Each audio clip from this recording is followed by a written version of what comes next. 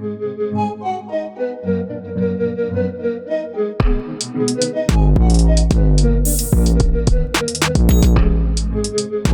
What's going on, guys? Welcome back to a special little short segment here on Section for Fans. I'm here with our NBA analyst, Drake Schramm. He's joining us, and we're going to be breaking down all the action from the past couple days as the trade deadline in the NBA has officially closed. Just before we get into the trades, I think we can all agree we need to bring Woj back. He wouldn't have let us on with that Giannis saga, but we'll dive right in. I think the first trade we're going to touch on here is the deal between the Washington Wizards and the Dallas Mavericks. I think this one surprised a lot of people. Charlotte received Malachi Branham from the Wizards. Dallas received Chris Middleton, A.J. Johnson, Tyus Jones, Marvin Bagley III, a 2026 first round from OKC, a 2030 first round from Golden State, and 3 future second-round picks from the Wizards. And the Wizards, in return, received Anthony Davis, Jaden Hardy, D'Lo, and Dante Exum. How are we feeling about this trade? I don't know if you want to go with a grade or kind of just break them down. We go with grades. I think grades are kind of grade with a little description. A bit easy. Yeah. So this one's a bit tough because they just traded for Trae Young. Obviously, they won't play until next year. So I mean, given the chance to get Anthony Davis healthy, that could be huge. I mean, he definitely needs that. Yeah. No, for sure. Yeah, and just I mean, I feel bad for D'Lo. He's kind of getting passed around at this point, going from team to team. Him and Schroeder, man. Him and Schroeder. Yeah, so I don't know. I would give this one a B minus just because you do your two-man game with Trae and Anthony Davis is gonna be really good. It's just all gonna depend if Anthony Davis can stay healthy, and that's ultimately just what cut his career short at the Mavericks. So yeah, I think it was probably a B minus as well. It's probably going to be similar thoughts that we're going to have. I know we've been talking about it. Primarily for me, the main thing was that the Wizards retained their young core. Yeah, that was big, which I think is huge for them. And they also not only got OKC's first-round pick this year, which isn't going to be worth a whole lot, but they are still in a position to, potentially get a lottery pick with their own pick this year as well. So that's just going to really add to the team that they already got. I know they got A.J. Sarr there. And just thinking about the future with Trae Young, A.D., who's the one guy? Did you say Sarr already? Yeah, Sarr. The other young guy, I believe he's a rookie. George. Yeah, George. He's not a rookie, but okay. Well, it seems like a rookie to me. Maybe a little breakout year for him. Keyshawn George. Yeah, Keyshawn George. There we go. I think I think the Wizards have put themselves in a pretty good position to do well in the future and also kind of be in a more win now type of window. It just it comes down to, is these players going to be healthy?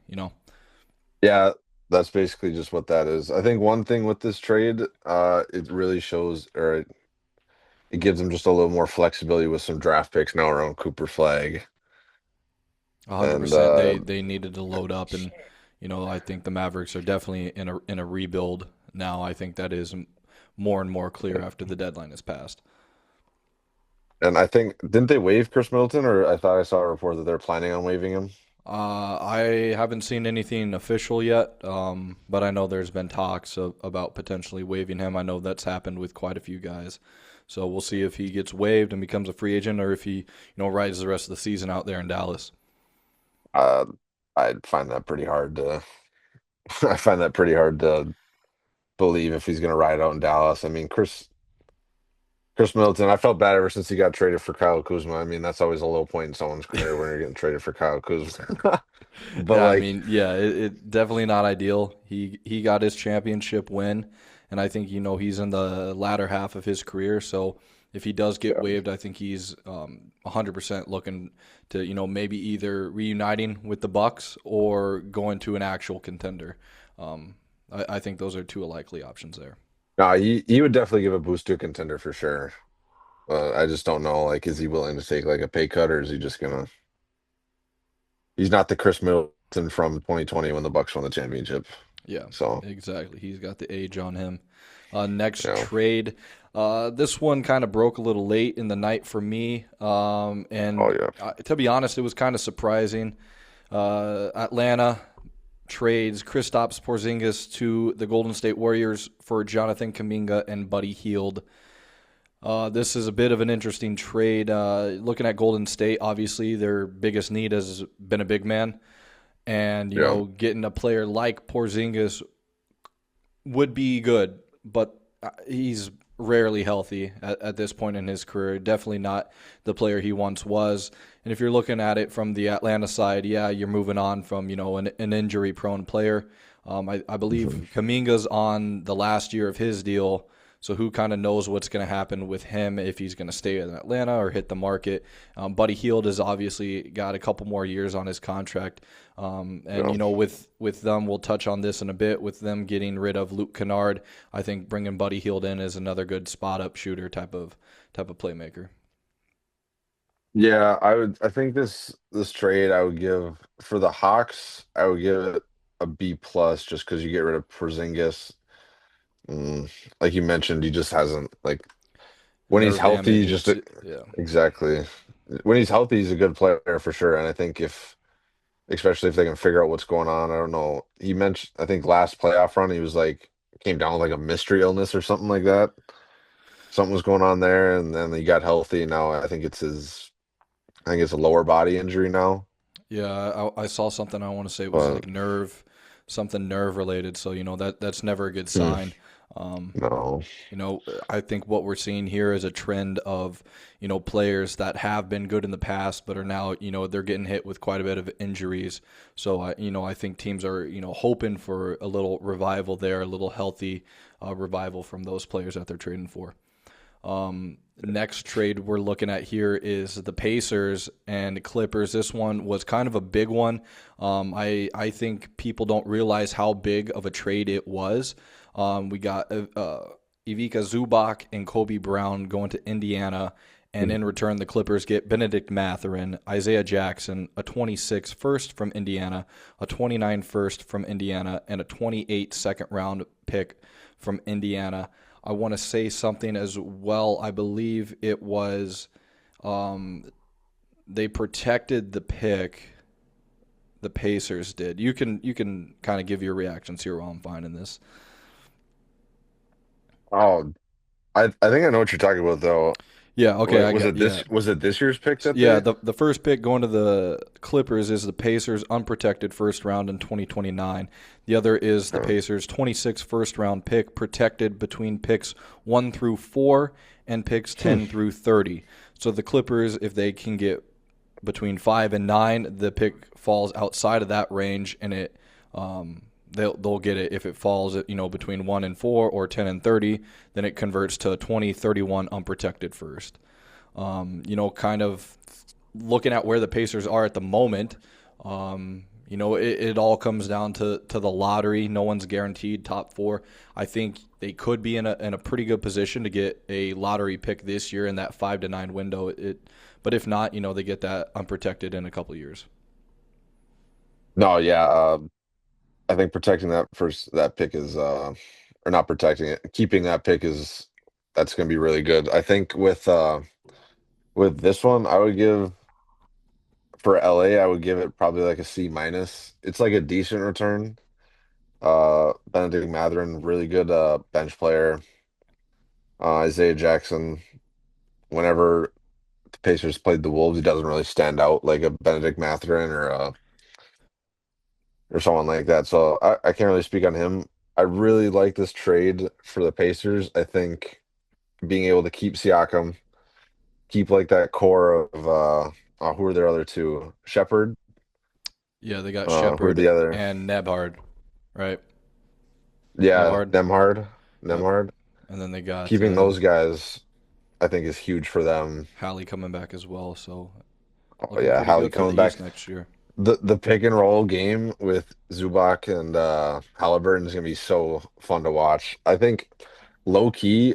I think this trade puts them as like a solid like top two in the East next year. I think Probably they just behind the Celtics, you'd say. I would say probably Yeah, behind the yeah, Celtics. Getting Tatum back, yeah. And now yeah, they just traded for a center as well. So yeah, but and like it's go gonna for it. be big for the Pacers once they get Hallie back, and looking at next year, I think they're in a pretty good position to kind of win now in that window next season. Yeah, for Leads sure. us right into this Celtics trade here. Celtics get Nikola Vucevic and a second round pick from Chicago for Anthony Simmons and a 26 second round pick. Thoughts here on this, Drake? I'd say I actually think this is a really good ad for Boston. Only giving up a second round pick. Vucevic, he's kind of like one of those centers that like when he's in a hot streak, he's in a streak and he's shooting well. But like when he's cold, he's kind of. He's ice But cold. like this, yeah. But Yeah, the Celtic have a good history in the last couple of years of really turning those players around, like they did with Porzingis and whatnot. So I think him going and playing under Missoula is really going to help him flourish later now in his career. But with Anthony Simons, I think it kind of goes along the same lines of a Jonathan Kuminga. I just think that there's not enough room to make mistakes in those two organizations, if that makes sense. Like Kuminga with the Warriors, like you're playing with Steph, Draymond, like they have four championships together, so like you're not going to be allowed to make mistakes in that franchise like you are with the Hawks. So I think yeah. that's like identical case to Anthony Simons. I think he's going to do well in Chicago. Yeah, and I think after this window, Chicago is still pretty guard heavy. I will say I Oh do yeah. like this trade for Vucevic. I wouldn't be surprised if they have him kind of getting open in the corner sometime and banging hmm down some threes because he is a pretty good 3 point shooter for a big man. Speaking of guards on the Bulls, we have probably the one that you've been waiting for all window long. I know there was talks between the Timberwolves and Giannis, supposedly, according to that liar Shams. And then also, I think there was some hope maybe Kobe White. Ultimately, though, the Chicago Bulls traded Ayo Dosunmu, right? Said that right? Io DeSumo, Okay, close enough. That's why I DeSumo or got you. something like that. And some other guy, don't really know him, Julian Phillips. And in return, they give up Rob Dillingham, Leonard Miller, a 26 second round, least favorable Denver or Golden State, a 2027 second round from Cleveland, a 2031 second round, most favorable from Minnesota or Golden State, and a 2032 second round pick, most favorable Phoenix or Houston. Before you get into this, I'll give my quick thoughts on this. I like this a lot. I think this is exactly what the Timberwolves needed. Obviously, Rob Dillingham hasn't panned out as quickly as what they thought, and getting someone like this to help Ant, kind of run the front court, I think it's going to get Ant a lot more shots and take a load off his shoulders, and that's only just going to grow his game even more. Oh yeah, I honestly couldn't agree more. I think when we lost Nikhil in the offseason, that has left a really big hole in our bench that I was really high on Rob during the summer league because he was playing really well. He was really, taking control of the offense, making things happen, and just didn't, fortunately, didn't translate. And I think he'll do well in Chicago. But yeah, for Ayo Dosunmu, he's a good floor spacer. He fills, he kind of fills that role that Nikhil left. He's just better at defense than Rob was. He kind of makes up for the lack of defense that um, Bones and Dante play at times. Yeah. But no, I think I saw a stat today that there's like two guys averaging more than what was it 14 points a game on 45% shooting from three, and it was this guy and Jay McDaniel. So they're both on the Wolves. I love this trade. Maybe would have liked Giannis, maybe not would have. Yeah. I guess that'll be more in the summer. Yeah, it'll be interesting to see, if and what happens at all with Giannis and the Bucks' future in the summer. But this was definitely a move that the Timberwolves front office, I think, certainly banged with. Speaking of Timberwolves guards, Mike Conley was in that trade, and he was then traded to Charlotte with Kobe White. And in return, Chicago received Ousmane Dieng and Colin Sexton, as well as a 29 second round and two 2031 second round picks. I believe Mike Conley got waived as well. So just thoughts on this trade, Drake? Well, there's a rule in the NBA where like if you get traded from a team and like you go on a free agency, you can't sign back within the team within a year. That's only the case if they don't get traded again. So technically, if the Wolves wanted to, we could re-sign Mike Conley, but I don't see that happening. Yeah, I think it was time for Mike, and I don't know if you saw the report from Chris Hines. I don't know if you know who that is or not, but apparently the Wolves were trying to get LaMelo Ball out of Charlotte. So yeah. It thank de- goodness that didn't happen. it, Thank it it goodness. definitely would have costed them a lot, especially with how well the Hornets have been playing as of late, and Lamelo Ball kind of back in that starting lineup role. Him with the other young guns, I think they've been on quite a tear down there in Charlotte. I will skip ahead to the big trade, or one of the big trades, I believe, on the 4th. That was between Cleveland and the Clippers. We saw James Harden go to Cleveland, and in return, the Clippers got Darius Garland and a future second round pick. Um, yeah, I mean, this is This is a in weird one. yeah, it's an older vet you're giving up, but in return you're getting a younger player. Although he's had some injuries, I think it does set the Clippers' future up in a little bit better of a position. But overall, it was kind of just a, yeah, This is why I was confused why they traded Zubac. Because I was talking to you earlier today. I was like, why don't you just like I know Kawhi's playing good. yeah. I got no problem with Kawhi, but like the age, the injuries. Uh, can't remember the last time Clippers made it out of the first round. Even when they had Paul George, when they had Kawhi. Like Uh, yeah, I think the I bubble. I think they got to round two in the bubble, maybe, but maybe some maybe even 2021 maybe. Oh no, the Wolves beat them in the play-in even. So like yeah, it hasn't panned out whatsoever in so LA I for just that don't know core. why you would trade like I think Zubac is like 28 or something like that. Yeah, Like he's somewhere just hitting around his there. prime. He's one of the better centers, especially in the West, Bigger in my and opinion. better and underrated, I believe too. I don't think he gets Oh yeah, for sure. enough love as what he could deserve.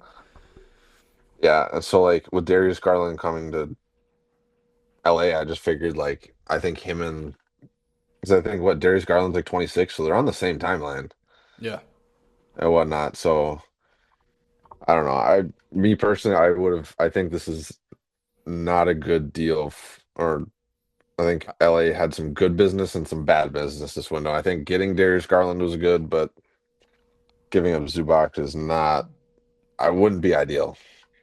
yeah. This was kind And of a that's weird just trade for both teams. I don't really love it personally for either team. Obviously, Garland is yeah, giving them a bit better future, but the Cavs getting Harden. I mean, it's going to be interesting with how well Mitchell's been playing. But yeah, I yeah. think I think the one that stood out to both of us as well on the 4th was.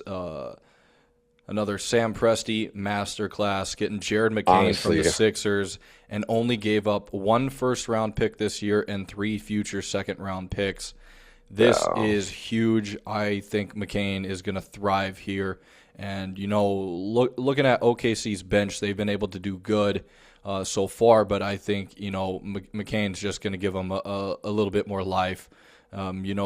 Maybe he could creep into the starting lineup, but he's definitely a young player. Injury setback in his rookie year, and, just got overtaken by another rookie. It was a tough watch to see in Philly.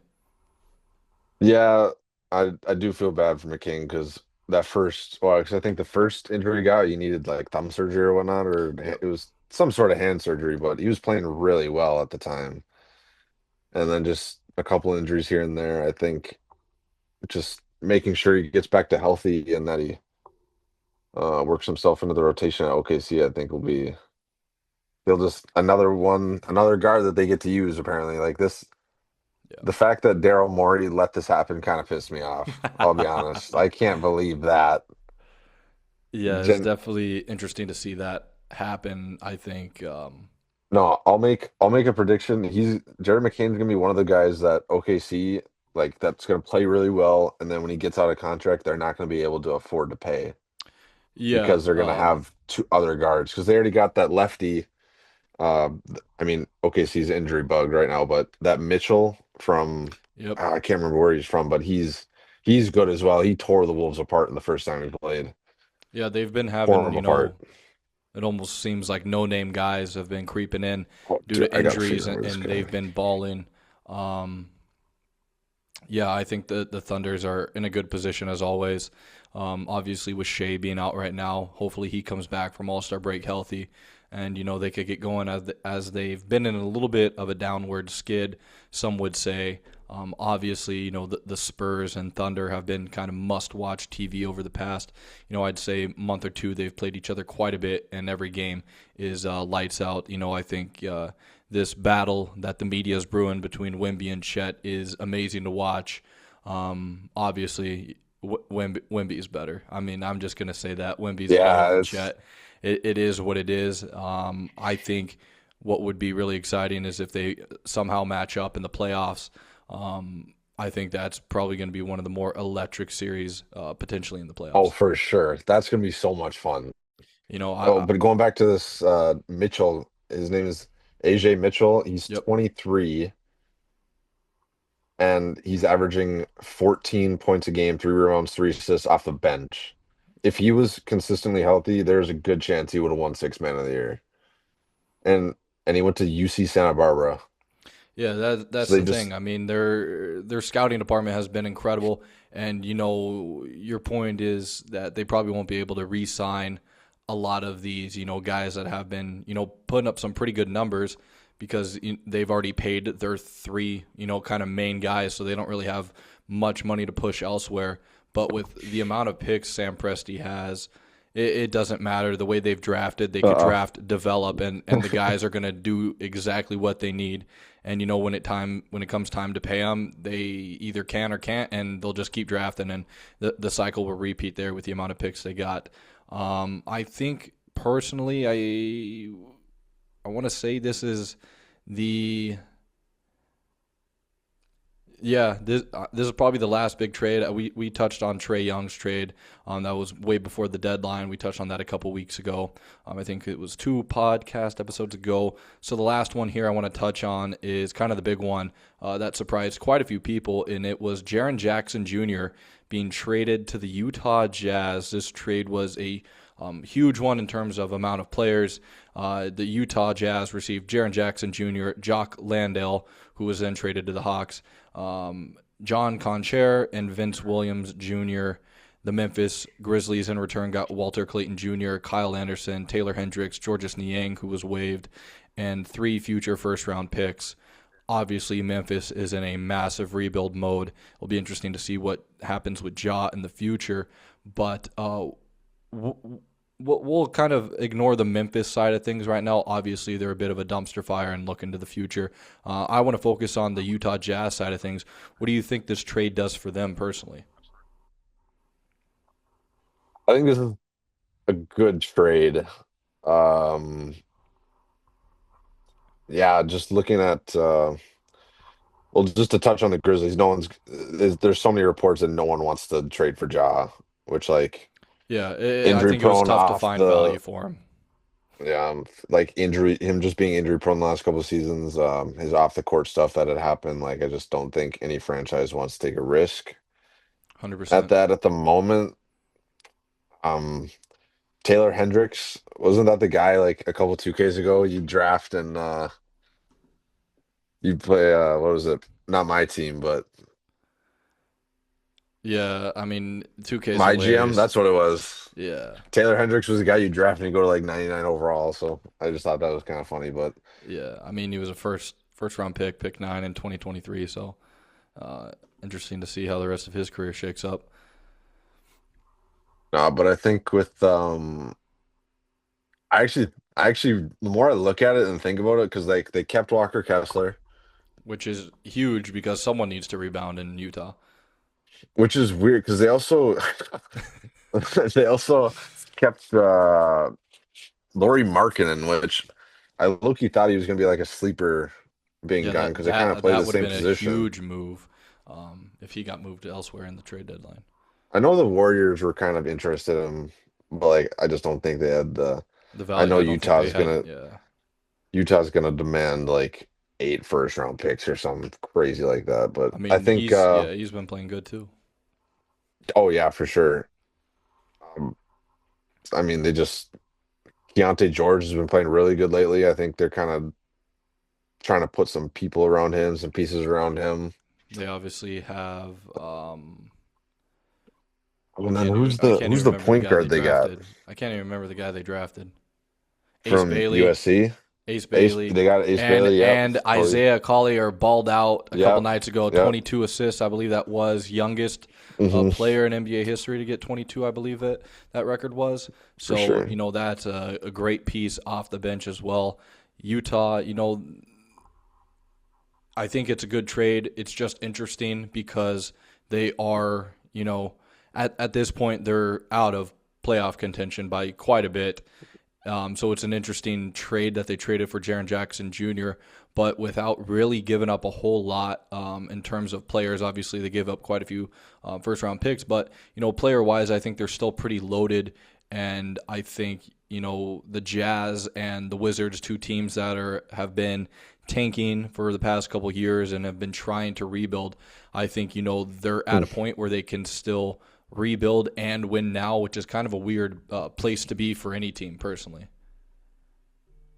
Yeah, those I mean, those being three firsts are pretty nice, especially in a Jaren Jackson Jr. trade. But I just don't see because who did Memphis draft this year that's balling out? I think it Ooh. starts with a C. I'm gonna look it up real quick because I Oh, think wasn't it like oh Coward? Coward, that's Yeah, who it was. Yeah, Coward. Coward. Yeah. We played Memphis the other night. He looked really good. So I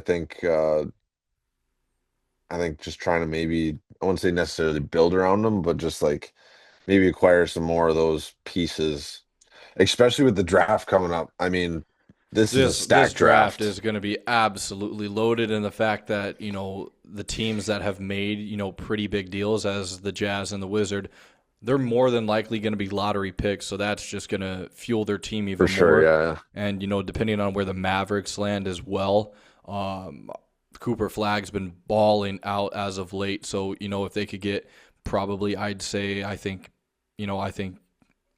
I don't know what's going to happen with Kyrie and Dallas, but I think if Dallas could get a pretty good guard in this year's draft class, I think that'll be pretty nice to pair with Flag. Oh, oh, definitely. Yeah. I just I don't see a lot of like misses in the draft, especially with those top three. You got Cameron Boozer, was it AJ Patterson's a lock, Patterson? man. He's He a looks dog. He elite. was. I saw something he was shooting, pretty poorly, in one of the last games he played, but he banged two threes at the end of the game to win the game, Yeah. and he was I think shooting poor his the whole game. So it's just like having that mentality in a player too. Like as a GM, if you're looking at that, that is, you know, this guy played poorly, but he's not, afraid to take these big time shots, and he makes them when it oh matters. yeah. I think even more importantly, I think, and I haven't been able to watch a lot of them this year. I need to start watching some more college basketball, but he looks kind of like a two-way. Yeah, Like he it looks like he like tries on defense, which like you don't see a whole lot that's anymore. gonna no, not really, but like that's just gonna be like a huge thing. Like two-way guys are just so valuable in the league now. Like Nikhil, big payday. AJ or Ayo is gonna get a big payday when he's an unrestricted free agent. Yeah, And you could probably name a good amount more that are going to be paid well. It's just like one hundred that's percent.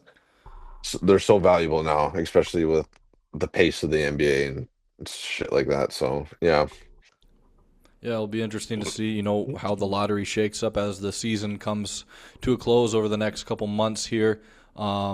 But yeah, I think this was It felt a little underwhelming, personally, the trade deadline, regarding with how Shams kind of overshadowed it with the whole Giannis saga.